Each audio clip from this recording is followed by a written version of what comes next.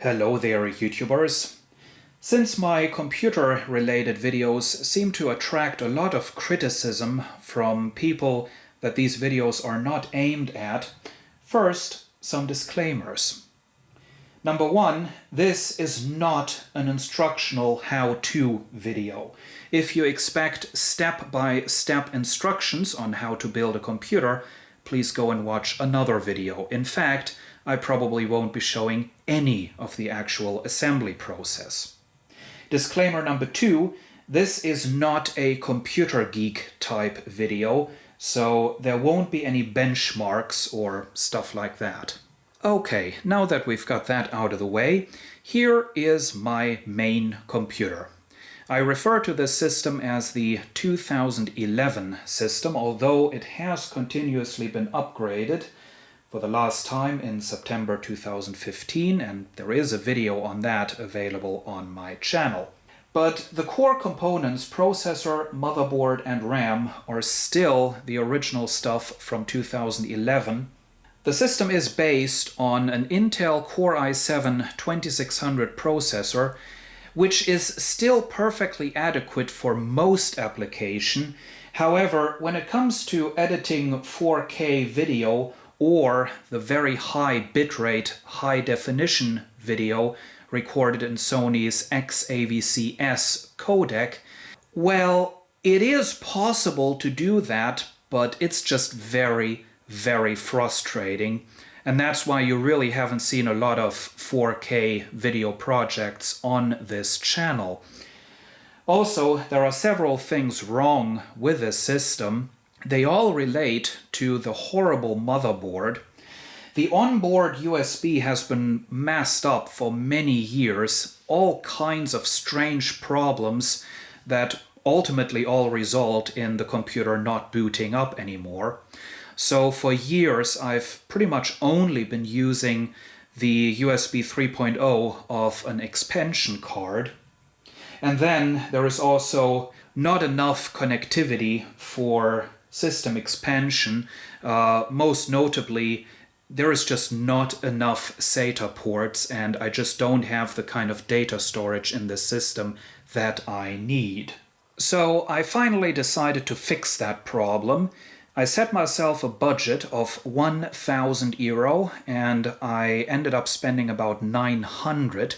So this is going to be a major upgrade, and in fact from now on I'm going to refer to this computer as being from 2018. So let's take a closer look at all the components that I got. Here is the new heart of the system. This is the AMD Ryzen 7 2700X processor. As I turn the box around, you can actually see it in that window. The box is quite big because it does come with a cooler, and that's what I'm going to use because apparently the AMD coolers are quite nice, quite usable, unlike the Intel coolers, which are junk.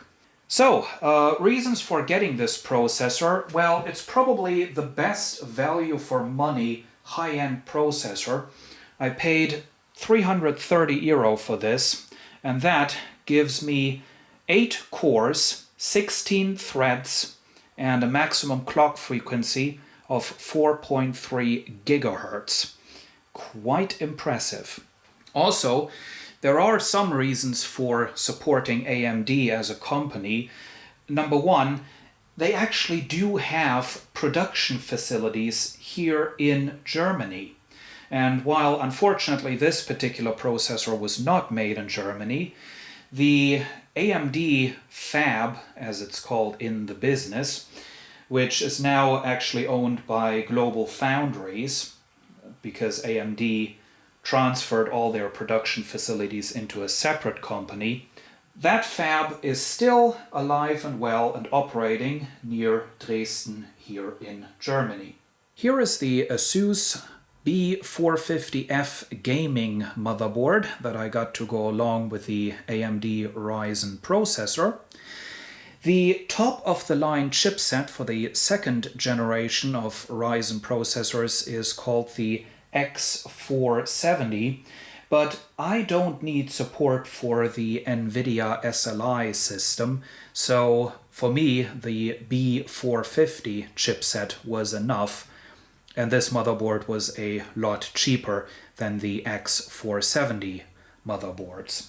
This particular one, I really don't care about the gaming aspect of this, but it just simply seems to be the highest quality board, very substantial heat sinks and all that, so that's why I got it. Here is the new random access memory. Fast RAM is particularly important for the performance of the Ryzen processors, so I got DDR4 3200 RAM. The budget allowed for a whopping 32 gigabytes. There are two sticks, 16 gigabytes each, so I'm going to have 2 slots left over on the motherboard for future RAM upgrades. I also got a new internal USB 3.0 card reader, so I don't have to use the messy external USB 3.0 card reader anymore. Also, I can now plug micro SD cards straight into the computer without having to dig out an SD card adapter. And this unit also gives me a USB-C port on the front of the computer case. You might notice one component that's commonly found in high-end computer systems these days is missing, and that is an M2 SSD. The reason is only very expensive high-end M2 SSDs offer any considerable advantages over traditional SATA SSDs, and I just didn't have any budget left over for one of those. Instead, I got a couple of mechanical 2 terabyte hard drives, which are going to provide much needed expansion of data storage and backup capabilities. And the M2 SSD is going to be for a later upgrade. But even my existing SATA SSDs are going to run a lot better in this system because unlike the old motherboard, which only offered SATA 3G, the new motherboard offers SATA 6G, which is much faster.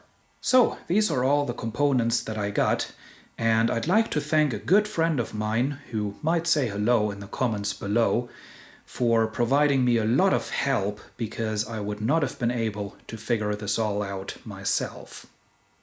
Okay, I'm now going to begin assembling these components into the existing system,